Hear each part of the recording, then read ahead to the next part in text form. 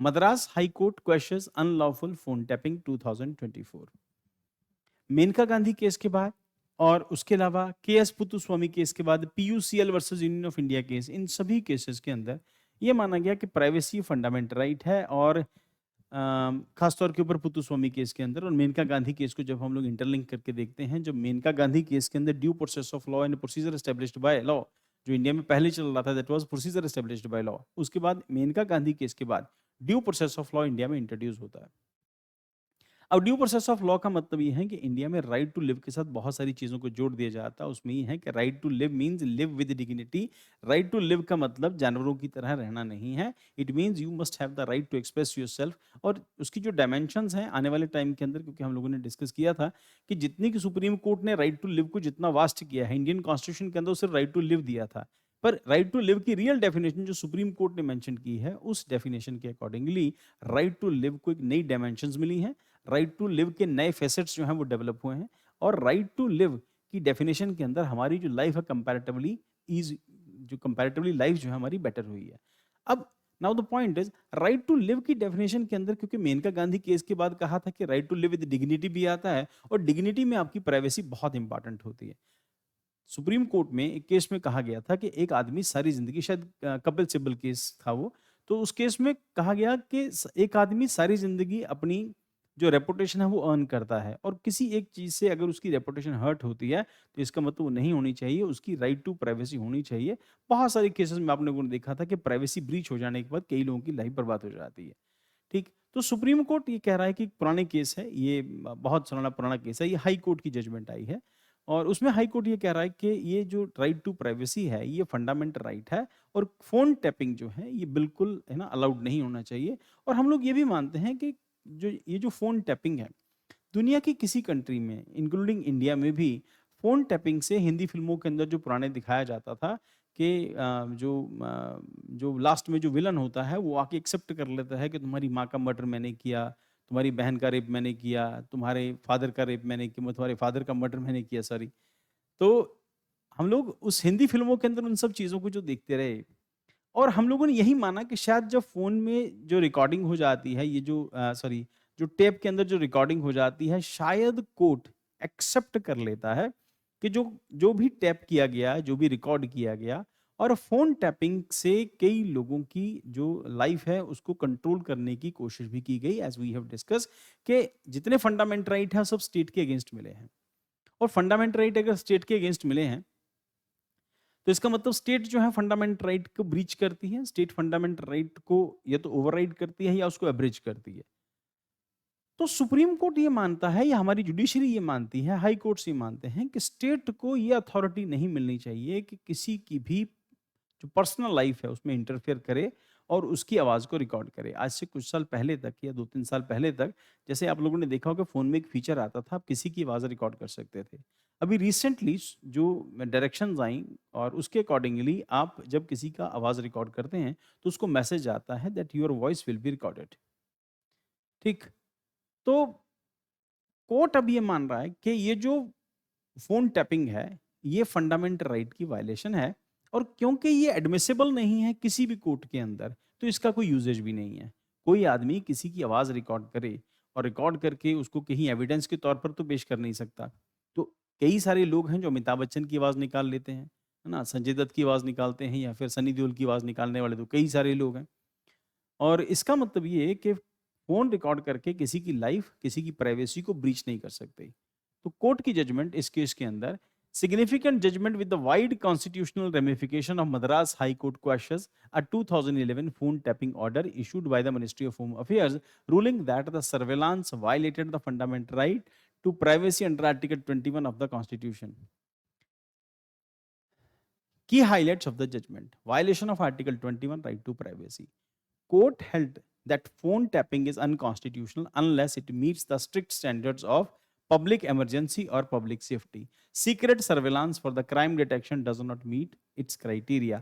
Judicial reference KS Puttaswamy, PUCL और Maneka Gandhi case हम discuss कर चुके हैं। और हमने ये भी डिस्कस किया है क्लासरूम प्रोग्राम के अंदर, डिस्कस करते हैं कि मेनका गांधी यानी 1978 केस से पहले जितने भी इंडिया में केस हुए तब तक जुडिशरी हमारी इमेच्योर थी और तब तक हमारी जुडिशरी जो थी पैसिव जुडिशरी थी। पैसिव जुडिशरी मतलब जो एक्शन नहीं लेती, तो ये मान के चल रहे थे हम लोग कि गवर्नमेंट ऑफ इंडिया या भारत सरकार या पार्लियामेंट अगर कोई लॉ बनाएगी तो जुडिशरी को इंडियन कॉन्स्टिट्यूशन अलाउ नहीं कर रहा कि वो पार्लियामेंट के बनाए हुए किसी लॉ के अगेंस्ट चली जाए। फिर हम लोग देखते हैं कि बाद में चल के गोलकनाथ केस आता है, जहां पर सुप्रीम कोर्ट का रिएक्शन जो होता है कि बागी की तरह होता है। इट मीन्स सुप्रीम कोर्ट पहली बार रिएक्ट करता है। सो इट मीन्स वो पहला केस है जहां पर हम लोग मानते हैं कि ये जो पहला केस है जिसमें जुडिशियल एक्टिविज्म हमें देखने को मिलता है। फिर केशवानंद भारती केस, फिर उसके बाद मिनर्वा मिल्स केस, और उसके बाद अल्टीमेटली आते आते जब मेनका गांधी केस आता है, तब तक आते आते सुप्रीम कोर्ट भी थोड़ा मेच्योर हो गया था। और अब जजमेंट में मेनका गांधी केस के बाद ड्यू प्रोसेस ऑफ लॉ की जो डॉक्ट्रिन है इंडियन कॉन्स्टिट्यूशन के अंदर एस्टेब्लिश हो जाती है। अब ड्यू प्रोसेस ऑफ लॉ की डॉक्ट्रिन के एस्टेब्लिश हो जाने का मतलब क्या है? इसका मतलब ये है कि अब पार्लियामेंट कोई भी लॉ बनाएगी तो उसको जुडिशली उसको रिव्यू कर सकती है, जुडिशियल रिव्यू कर सकती है। और अब जो प्रोविजंस हैं उसके accordingly it is known as judicial activism. Sometime it is also called as judicial hyperactivism or judicial overreach. और इन सभी केसेस के अंदर ultimately judiciary, what the judiciary trying to establish, judiciary trying to establish the protection of fundamental rights. And in that protection of fundamental rights, Supreme Court made it clear that the most important fundamental right is Article 21, that is right to live, जिंदा रहने का हक, and right to live with dignity, जो Maneka Gandhi case के बाद आया, जिसको हम लोग पढ़ते हैं कि मेनका गांधी बाहर जाना चाहती थी, उसके ऊपर रिस्ट्रिक्शन लगा दी थी। फिर ultimately Maneka Gandhi supreme court पहुंचती हैं और फिर पूछती हैं कि किस बेस के ऊपर आपने बनाया लॉ बनाया। फिर कोर्ट की जो जजमेंट आती है उसके बाद due process of law India में एस्टेब्लिश हो जाती है। इट मींस अब due process of law introduce हो जाने के बाद इंडिया के अंदर, due process of law introduce हो जाने के बाद अब गवर्नमेंट के ऊपर रिस्ट्रिक्शंस रहती हैं और सरकार कोई भी लॉ बना के, आर्बिट्रेरी लॉ बना के किसी भी कंडीशन में आपके फंडामेंटल राइट की ब्रीच नहीं कर सकती। अब यहां पर जो प्रोविजन है वायलेशन ऑफ आर्टिकल 21 यानी राइट टू लिव की प्रॉपर्टी है, राइट टू प्राइवेसी की फंडामेंटल राइट की वायलेशन है। The court held that phone tapping is unconstitutional unless it meets the strict standards of public emergency और public safety.